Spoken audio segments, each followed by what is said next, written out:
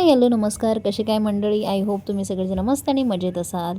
आपल्या चॅनलला तेवढं सबस्क्राईब करून घ्या बरं का. आता कामावरून घरी आलेली आहे. बघू शकता नदी कसली एकदम फेसाळल्यासारखी वाटते, समुद्र असा फेसाळल्यासारखी.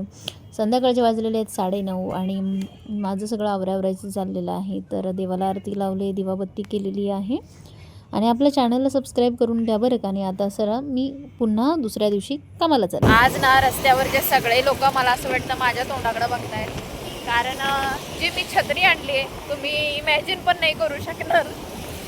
मी 80ची छत्री आणली आहे आणि तिचा जो दांडा आहे तो तुटलेला आहे आणि माझी जी छत्री होती ती पण तुटली होती. गेले मला वाटते 2 वर्ष झाले मी माझी छत्री वापरली आणि तिचा आळीम झाला. आळीम म्हणजे वाऱ्यानं उलटी झाली, छत्री ती तुटली आहे. तरी पण मी वापरत होते. घरातल्यांना म्हटलं मला छत्री आणून द्या, कारण मला जाता जाता इकडून या दुकानं नाही आहेत आणि संध्याकाळी उशिरा दुसरीकडून छत्री घेऊन जायचं म्हटलं तर मला फार उशीर होईल आणि मला 8च्या आत घरी पोचायचं असतं, कारण अंश घरी एकटा असतो. 8 नंतर त्याच्याजवळ कोणी नसतं, त्यामुळे मला 8च्या आधी पोचायचं असतं. तर माझ्याकडून त्या छत्रीची डबल प्राईस मिळाली म्हणून आत्तापर्यंत मला छत्री काय कोणी घेऊन दिली नाही, कारण मी काय डबल पैसे द्यायला रेडी नाही. असं द्यावं थोडेफार मी चेंगट. तर असे जुगाड कोण कोण करतं मला नक्की कमेंटमध्ये सांगा. आणि कोण कोण कुणाकुणाच्या घरातले महाभाग असे आहेत जे डबल पैसे मिळावे म्हणून असे वागतात.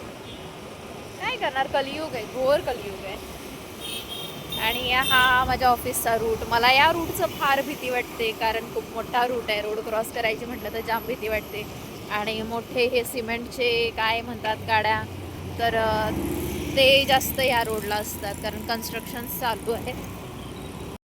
मी कामावरून आल्याच्या नंतर साहेब आमच्या होमवर्कला बसतात, आहे ना पिलू. दिवसभर काय करतो तू सांग बरं. हां, टी व्ही बघतो. मी काम कोणासाठी करते. मग तू होमवर्क का नाही करत दिवसभर. तू आला का नाही. मग दिवसभर टी व्ही बघून डोळे खराब होतात ना.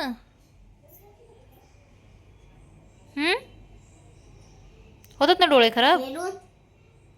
खेळून नाही होत खराब. जाऊ दे, तू ऐकत नाही माझं, नको तुम्हाला. ठीक असं बोलायचं आहे मम्मीला. मला सांगून कर मम्मी. काय सांगून करत मला काय अभ्यास सांगायचं असतोय का दुसऱ्याने. अभ्यास अभ्यास तुझा आहे ना, तुझं तू करायला पाहिजे. जारच वेळ लागून जा. मग लागू दे ना, सगळे बच्चे करतात. बघून नाही करायचं होमवर्क. कोणी सांगितलं बघून करतात. न बघ पट्टा कसे चालणार. काय पता कसे चालणार. अभ्यास कसं करायचंय का टीचर शिकवते ना. हा मग बाकीचं नाही तर ते सत्य बोलायचं ते नाही शिकवत. हा बरं ठीक आहे, शिकवते मी. त्याला ठीक आहे, मी शिकवते. ही आत्ताच्या पोराची हालत आहे, ती काही जमत नाही आहे. तर आता कुकरला अख्खा मसूर लावून घेतलेला आहे, कारण झालं असं की माझ्याकडे ना टोमॅटो नाहीत, माझ्या लक्षातच नाही आलं आणि मी मसाले भात करणार होते. कांदे धुवून घेतले होते आणि चिरणंच बाकी होतं. तोवर लक्षात आलं अरेच्छा मी टोमॅटो आणायला विसरले. मग काय अख्खा मसूर लावला. त्यानंतर हा सगळा कचरा पहिल्यांदा बाजूला केला आणि कांद्यांचा जो होता तो, आणि अंशचा डब्बा पण खाली केला, कारण शाळेतनं आल्यावरती डबा तसाच असतो त्याचा. त्यानंतर मी अख्खा मसूर आणि भात एवढंच बनवलं, कारण दुपारची चपाती तशीच होती आणि आत्ता डबे द्यायचे 2. मग अख्खा मसूर मला फक्त लसूणमध्ये आवडतो किंवा मग हिरव्या मिरचीमध्ये. डब्यावाल्यांनाही तो आवडतो छान. आणि भरपूर लोकांचं म्हणणं आहे असं टपात पाणी का घेते, तर माझ्या घरी पाण्याची टाकी नाही आहे, त्यामुळं असं पाणी घेते. तर इकडं भाताचं कुकर लावलं आहे, अख्खा मसूर शिजायला घातला आहे. आज सगळ्यात महत्त्वाचं एक अपडेट शेअर करायचं आहे मला तुमच्या सगळ्यांसाठी, कारण माझ्यासोबत जो फ्रॉड झाला तो तुमच्यासोबत कोणासोबत नाही व्हावा म्हणून. माझ्यासोबत फ्रॉड झाला म्हणताच येणार नाही, कारण मी काय पैसे त्यांना दिलेच नाही. तर मी आता सध्या तुम्हाला माहिती आहे की ॲफिलिएट मार्केटिंगची सुरुवात करते. तर काही प्रोडक्ट मी मिशोवरून मागवते आणि ते रिटर्न करून टाकते. जर कोणी माझ्या लिंकनी घेतलं तर मला त्याचे कमिशन मिळावं म्हणून.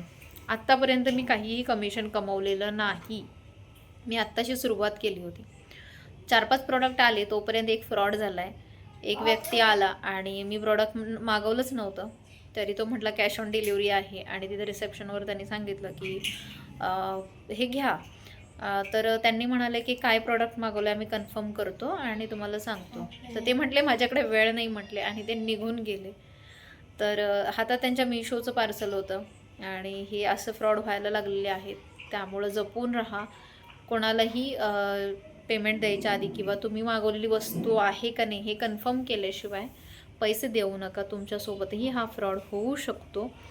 आणि व्हिडिओ आवडत असतील तर चॅनलला सबस्क्राईब करा, कमेंट करायला विसरू नका आणि आपले व्हिडिओ कसे वाटतात हेही मला सांगायला विसरू नका. चला, बाय बाय.